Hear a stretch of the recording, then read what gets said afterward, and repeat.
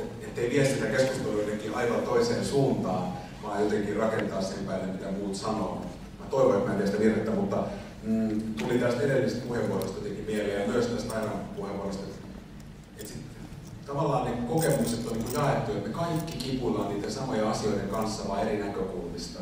Ikään kuin kaikilla ikäpolvilla on se riittämättömyyden tunne tai ulkopuolisuuden tunne tai ei nähdä tai ei saa vaikuttaa. Ja sitten, että mikä meitä yhdistää, mä mietin poliittisella tasolla, niin aika monessa asiassa nyt puhutaan sitä, että millä ylipäätään asioita mitataan.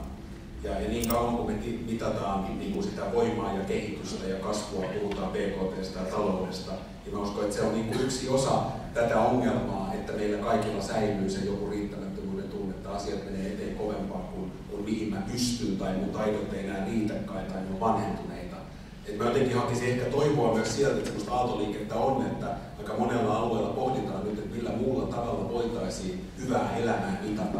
Mä tapasin justiin Bhutanin 2 kansanedustajia sieltä, ja heillä on tämä onnellisuusmittari siis ensimmäisenä maailmassa, ja se on nostettu heidän omassa valtiossaan ihan niin kuin BKT-rinnalle.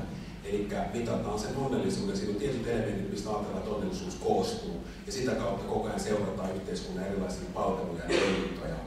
Niin se voisi olla ehkä tämmöinen niin kuin laajemman tason tapa myös ottaa tähän asiaan kantaa.